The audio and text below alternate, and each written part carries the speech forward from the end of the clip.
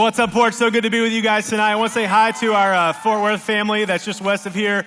If you're from Houston and you're not glued to a television watching the World Series, congratulations. You're the only person in Houston not watching the Houston Astros currently. But we're so glad everybody's with us around the country. And hey, I want to tell you, we are starting a brand new series, and it is called Thou Shall. Now, that video got me as pumped up about thou shall as anything ever has, because I got to tell you, I got some baggage with thou shall. I'm not a thou shall person. I don't respond well to commands. In fact, even though I grew up in a fairly churched context and I was exposed to some of these commands, I didn't like them. And so I don't know if you've ever identified with that, but that's where I kind of grew up. And so I would find like a loophole around anything. It didn't matter what it was. Like, thou shalt honor your father and mother. Well, that sounds like more of a suggestion. I don't know how you read it, but it sounds like, maybe it's a suggestion. Thou shalt not get drunk with wine. Good thing I'm a beer guy. Easy. All right, thou shalt not commit adultery. I'm not an adult. I'm going to do whatever I want with whoever I want. And so that's kind of the way I was rolling through life, all the way up to and including some of young adulthood. And by the grace of God, I became a believer in Christ, and I started to entrust more and more of my life over to Him. And now, after almost a full decade of following Christ and trying consciously to let Him have every bit, 100% of my heart, I am convinced that the reason I thought that way is not because I didn't understand the commands themselves, but it was because I did not understand the full context behind them. I'm going to say that again.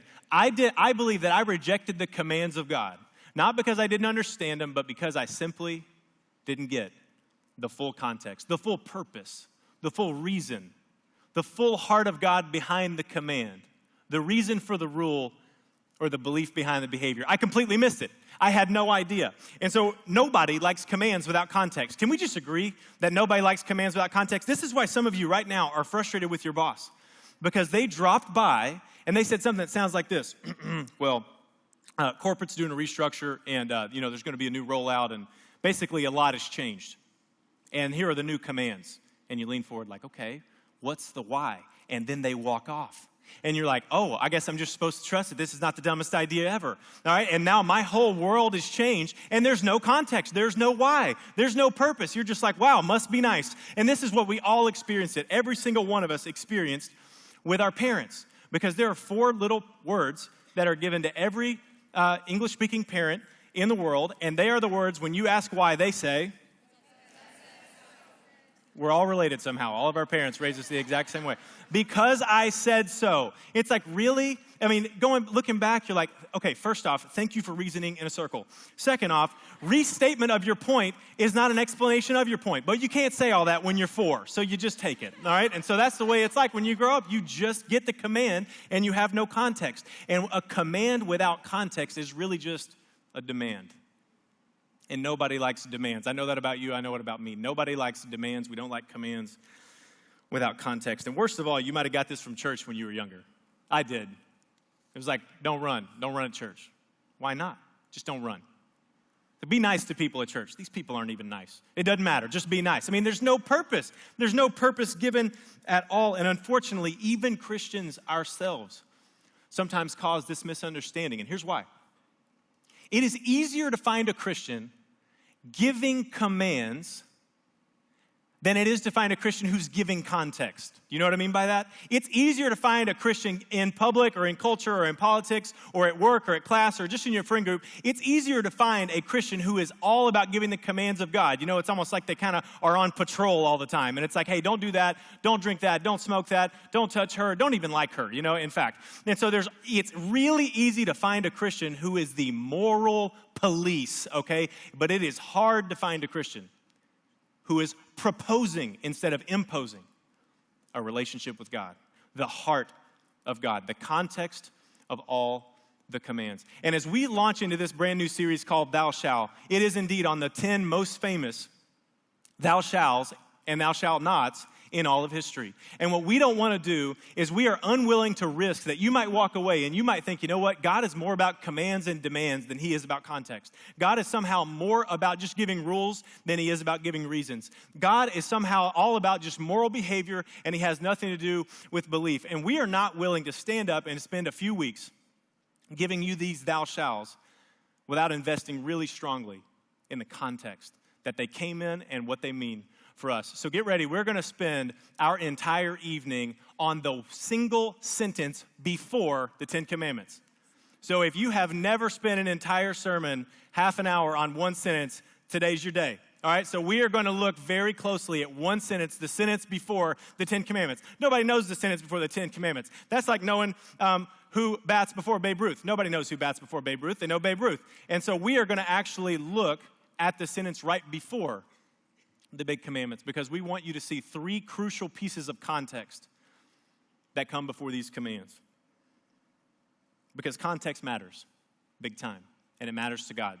So what we're going to do is we're going to go to Exodus chapter 20. So Exodus would be the second book of your Bible, Genesis, Exodus. You don't have to go very far. Just start at the far left and start turning right. You'll get there pretty quickly.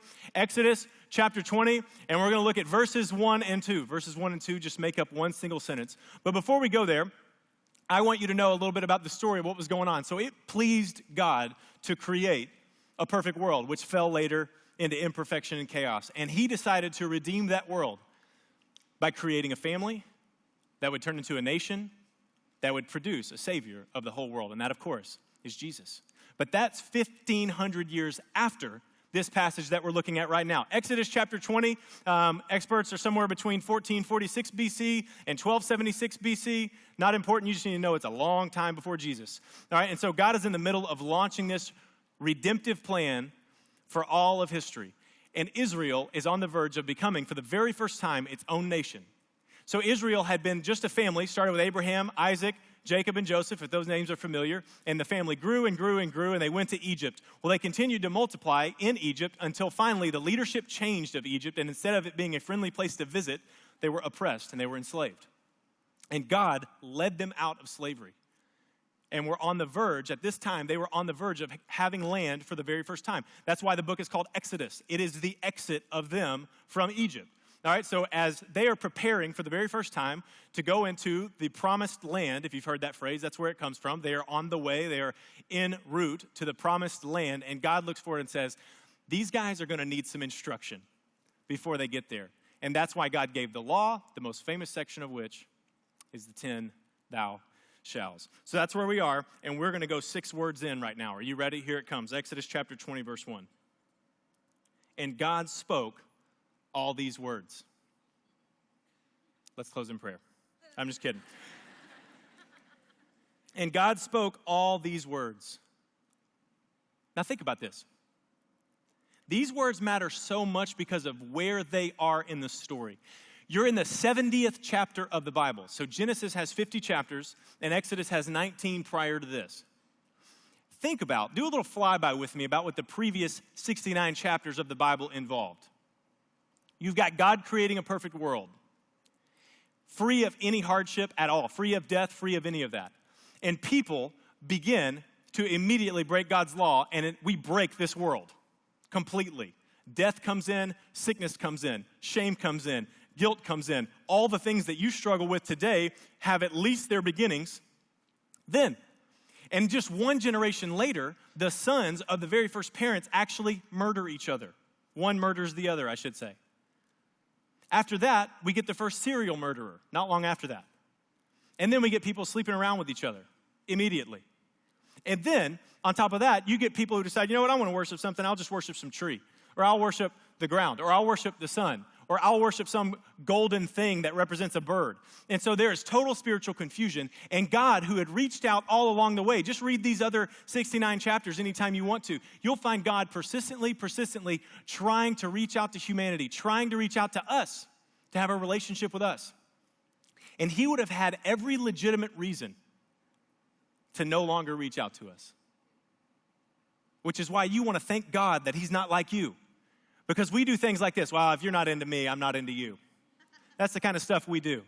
But God says, you know what? No matter how far you go from me, I am going to continue to reach out to you. And it says, and God spoke all these words. That's a miracle in and of itself. It's the grace of God that he would even decide to speak to us. Here's a thought you didn't have on the way to work, probably. What if that hadn't happened? What would the world be like? What kind of chaos, there's the hint, chaos would have ensued if God hadn't spoken these words? What if there was no governance?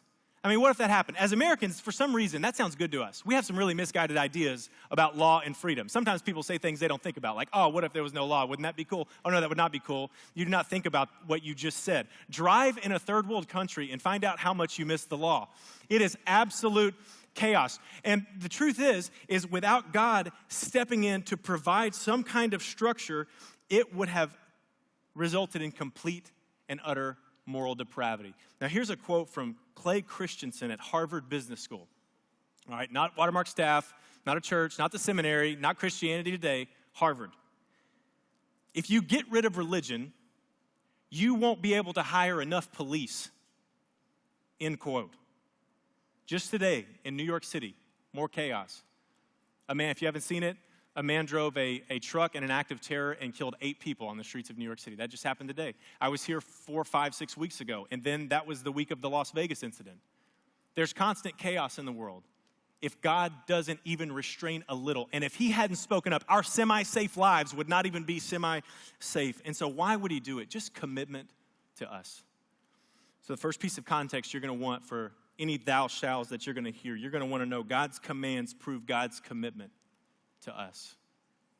God's commands prove God's commitment to us. This is so huge if you had a dad who checked out on you, because God doesn't give up. He leans in. I want to tell you a little story about my family. I have currently a really strong command type dad, world-class dad.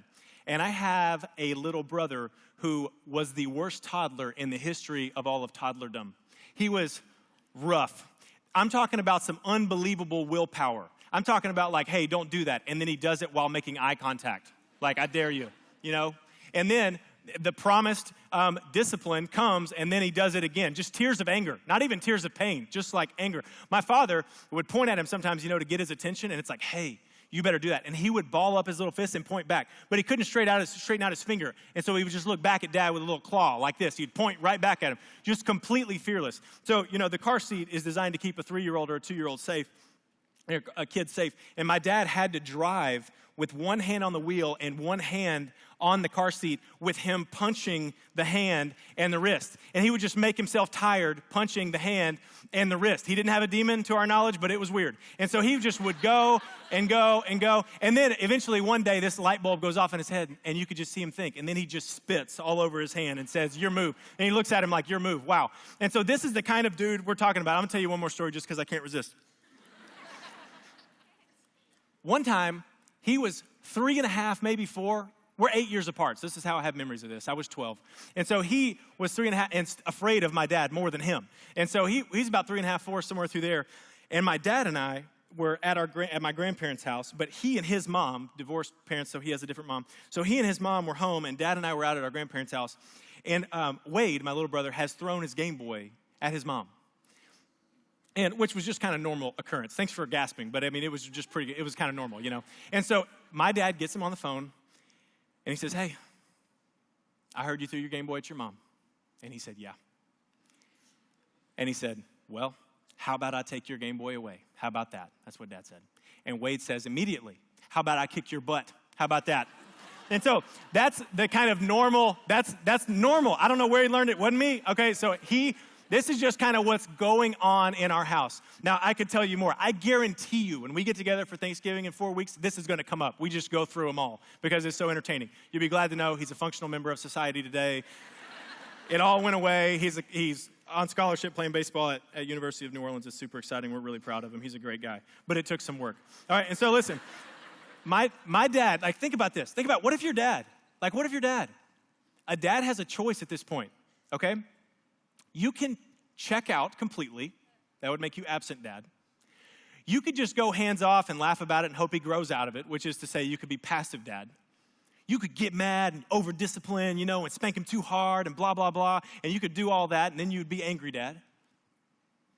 Or you could persistently give kind-hearted commands, and you'd be a loving dad. This is the heart of God. He loves us even in our rebellion that is way more toddler-like than we think, and he leans forward into us, and he doesn't stop giving structure to our lives because we need it. The 10 Commandments are not an expression of control. The words thou shalt are not an expression of control. You need to know that. It's God's commitment to you. That's why they're there. It's because he is committed to you and he's committed to your good. 6 words. All right, let's keep going. Verse 1. And God spoke all these words, saying, I am the Lord, your God. Whose God? Your God. I'm your God. You're my people. There's a relationship here. You see, I'm not just speaking this randomly. I'm saying this to people I know and that people who know me. I am the Lord, your God. The commands are going to his people, people who know him, people who know that he's committed to them, and people who are ready to obey. Not just I'm the Lord and I'm in charge. I'm the Lord and I'm your God. You belong to me and I belong to you. It's relational. Everybody was taught this when you were a kid. Everybody knows. You obey people you know. Mom, dad, teacher, yes. Man with beard and candy and white van, no. We don't know him, so we don't obey him. But it says, the Lord your God, meaning everything I'm about to tell you is spoken within the context of an existing relationship. The commands I'm about to give you are not going to create a relationship. We're already in one. So the second piece of context that you're going to want for the 10 Commandments is that God gives commands to us after he has started a relationship with us. Relationship first, then commands. Always. Even in the 10 Commandments. Relationship first, and then obedience. Relationship, then obedience. This is huge because it means for us that you can't get into a relationship with God by obeying commands. You can only maintain a relationship with God by obeying commands. All you can do is keep fellowship with God. You can't create an initial fellowship with God. It is impossible. You cannot do it. And if you're like, oh, really? Are you sure? Let's get Jesus' thoughts on the subject. I would love to do that. Check this out in John chapter 14. This is fast forward 1,500 years. Listen to this way Jesus captures this. If you love me, that's a relationship, you will keep my commandments. That's obedience. If you love me, if there's a relationship here, if there's a real relationship here, then you are going to keep my commandments as a natural outworking of that relationship. If you love me, you'll keep my commandments. Now, there are 2 mistakes that people try to make with this principle. That relationship comes first and then obedience. Here are the 2 mistakes. They get the order wrong. And so they think, I am going to be so obedient that somehow God is going to love me.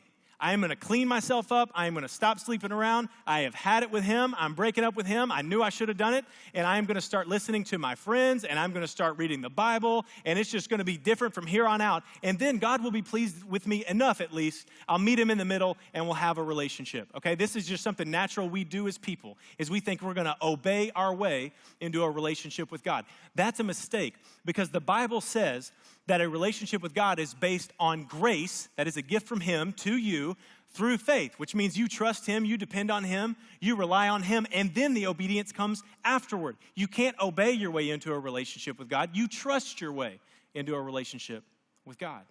And so that's the first error, is people try to obey, and they think that will win them a relationship. The other mistake people commonly make, this is increasingly common, I'm sad to say, is that people just leave off the whole obedience part.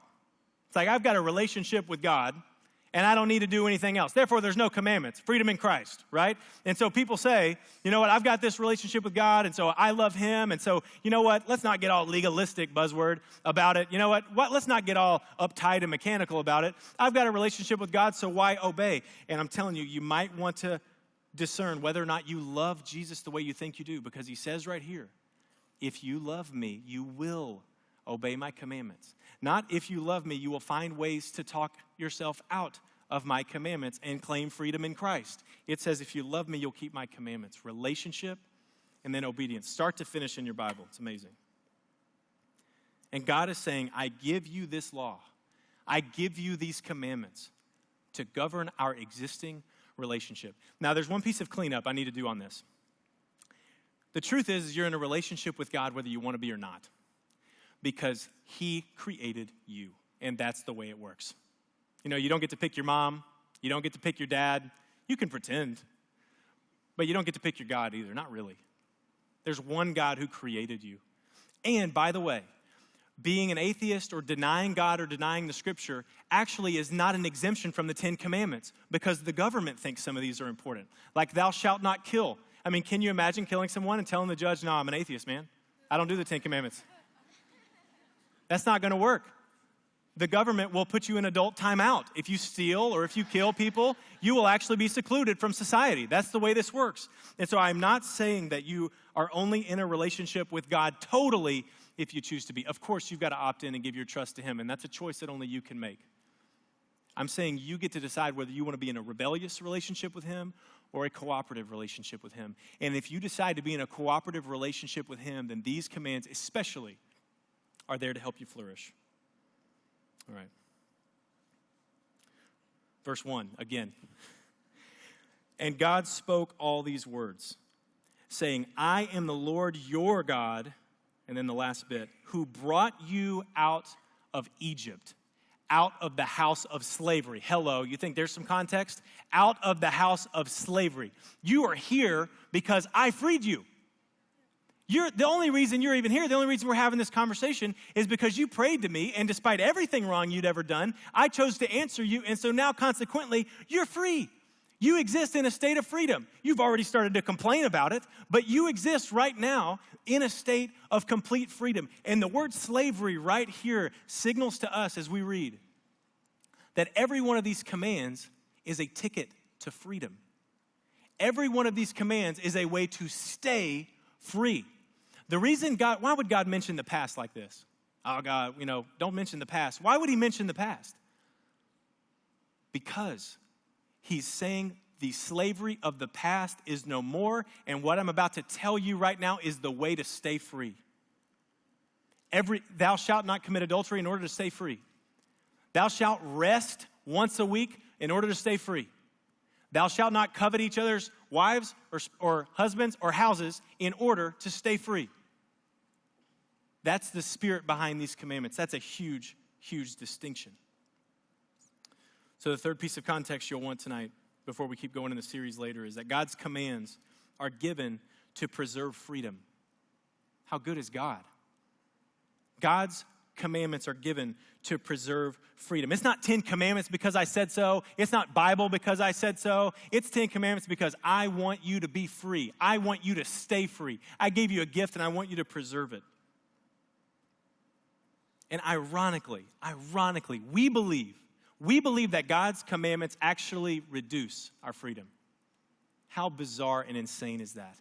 We actually think that if we adopt the commands of God, that we're somehow going to be the ones who miss out. Like if we do these thou shalls and thou shalt nots, we're going to have less life instead of more. We're going to have less freedom instead of more. But here's the curveball. If you're sitting there thinking, oh, if I follow the commands of God, I don't get to have my sex, or I don't get to have my stuff, or I don't get to have my relationship. You don't even realize that the relationship or the sex or the stuff has you. You are currently not free. Listen to what Jesus says. John chapter 8. Truly, truly, I say to you, everyone who practices sin is a slave to sin. That means if you think your favorite sin expression, whatever it is, you pick it. Self-obsession, chasing money, you pick. If you think your favorite sin expression is a ticket to freedom, you are actually already enslaved to it. I experienced this. Pornography for me was just a world of curiosity when I was 14. But when I was 21, it was a world of bondage. I started to practice sin, and I became a slave to sin. It started to own me. And I might have even told you I was free, but I wasn't. I started to practice, but then I got caught. See, that's the way it always works. So, this happens when if you might notice this happening, if you drink wine socially, but then all of a sudden you're drinking wine solutionally. Like now it's a solution. Like instead of oh, you know what, people like me better and the jokes are funnier and, I'm going to have a glass of wine at this thing. Now all of a sudden you got to have a glass of wine every time you come home from work and you find yourself looking forward to it. And all of a sudden, it's gone from a social thing to a solution thing. Something broke you, and you're not as free as you think you are. This happens in relationships. It happens between people. You get into a relationship, and it starts to go good, and you're like, oh, man, this is a serious option for the rest of my life. I mean, we are thinking about this. This is getting serious. And then all of a sudden, you start sleeping together. and they become the focal point of your entire life where you can't even imagine life without them. No matter how bad they treat you, no matter how much your mama doesn't like him or her, no matter how much the friends around you are saying that this is alarming and not the right relationship, and all of a sudden you find yourself enduring all kinds of abuse and hardship and weirdness and drama, and the option for you to put down the relationship is gone. You've lost freedom because you started to practice sin. That's the way it always works. Everyone who practices sin is a slave to sin. But praise God, 2 verses later, he says, if the Son of God sets you free, you'll be free indeed. So in summary, God's commands prove God's commitment to us. God gives commands to us after he has started a relationship with us. And thirdly, God's commands are given to preserve our freedom. I'd love to close by telling you a story this evening. So there came a time in my life that was pretty rough. I'd call it kind of the low point. I was pretty young, so it's hard to call it the low point, but I know that it was. I was an early teenager, and I told you my parents were divorced, and they had been since before I even had a memory. And I was living with my mom, and I basically got into junior high and decided I wanted to overrule my mom, and I just wanted to be a thug. And so I started smoking weed. I know that's crazy. But I started smoking weed. I ran from the police, almost got arrested, stole my mom's car to go joyriding. I was sleeping around already, and I was just not a nice kid. I was not a good guy. And, you look back at that and you think, it was kid stuff. It wasn't, man. I was guilty, and I knew it. And the situation really came apart for me. Started failing out of school, no lie. And then the situation really fell apart. My mom married the wrong dude, and there was a domestic violence situation that was kind of ongoing for about 6 months. And I was put in some pretty tough positions. And this guy put my mom in the hospital twice. So that's what it was like in the house for a brief period of time. Thankfully, my mom knew that she was valuable enough to extract herself from that situation and to move the kids out. So we did, but it was really, really, really hard. And in the midst of that, I sat down and I started thinking, I do have another option. Now that mom's out, mom's safe. I mean, I could go live with dad with all his rules. And I started to think about it. Like, do I really want, I was a punk and I knew it. I had an older brother who was a few years down the road, farther down this road, and he was reaping even more destruction. And I thought, you know what? I wonder if I should go live with dad. And I started to think about it, kind of weigh my options. Is the law worth it? Is it worth it to get all the commands? Because he was a tight dad. I mean, he was ruling with a tight fist. Was it worth it? And I started replaying memories from my whole life. And I noticed that every time he spanked me, he always explained before and he hugged after. And I noticed that after every Little League game, win, lose, play bad, play good, he was always telling me he loved me and that it was enough. And that every time he pushed me really hard, he would tell me that he loved me no matter what. He always called. He always wrote. He never broke a promise. And he did all this from miles and miles and miles away. I got birthday cakes. Every time I went over to his house, I'd already had a birthday party. It didn't matter. Dad's buying a birthday cake. So it was constant. I grew up thinking, this is crazy now knowing, but I grew up thinking that 20-somethings had nothing better to do than drive to East Texas from DFW to hang out with their T-baller. Like, I thought that that's what 20-somethings did. They just drive all over Texas to hang out with their 4-year-old or their 5-year-old or their 8-year-old because that's what my dad did. I was so convinced. And so as I weighed my options of all the chaos that was outside of me, as an early teenager, and all the chaos I knew was inside of me, I could see the heart behind my father's discipline, and I chose to move in with him. And I knew when I got there, his controlling hands were going to come on in, and it was going to be like, the law has come to town. Sure enough, here's our first conversation. Hey, if you act like a thug, I'm going to send you back to East Texas. Okay, got it. Knew that was coming. And so he was a firm dad, but I knew the intent of his heart. I knew that Hebrews 12:6, that God disciplines those he loves, was part of my dad's heart. It was his heart. And it made it easy to move in closer to him. My dad and I have an amazing relationship to this day. And so what I want to tell you is, if you can see the heart behind the commands of God, you will be attracted. You will move closer. If you know it's not just control and it's not just limiting freedom, it's not, as we say, trying to rip you off, but it really is trying to set you free. If you can see that, then you will move closer to God. We won't be able to keep you away because you'll see his heart and you'll know what he intends for you. And when you feel those commands of the Bible, there's no secret. There's commands in the Bible. Of course there's commands in the Bible. But when you feel those bump up against you and demand a change from you or demand a sacrifice from you, all of a sudden you will like it because you know it's a Father forming you. Romans 8 says that he's bringing us all into his image. He predestined us to be conformed into the image of Christ. That means that every command of God is for your good so that you will look like Christ and you will stay free from whatever Egypt he brought you out of. That's the goodness of God. But if you can't see that, you'll stay away and you'll be suspicious and you'll think, I'm not going to give my life to God. But if you can see the heart, if you can see the context behind the command, which is why we wanted to invest an entire night in one sentence, because we know if you can see the heart behind the command, you'll come closer, just like we all do. Let's pray together.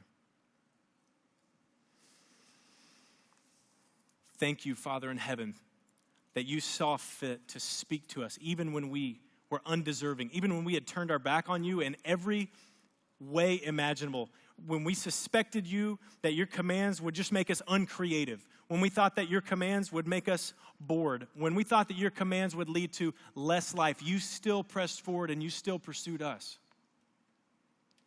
Thank you, God, that you saw fit to do that. God, help us to see that you discipline those whom you love. Help us to sing just like David did, things we thought we would never sing, like we love your law. We meditate on your law day and night. Oh, how we love your statutes, sweeter than honey. Give us a heart to see, God. Give us eyes to see past the thou shalt, and help us not be suspicious of your mouth that speaks it. Because you're trying to have a relationship with us. You're trying to keep us free. The only reason you ever regulate life is to make it better. Teach us to believe it, God. In Jesus' name, amen.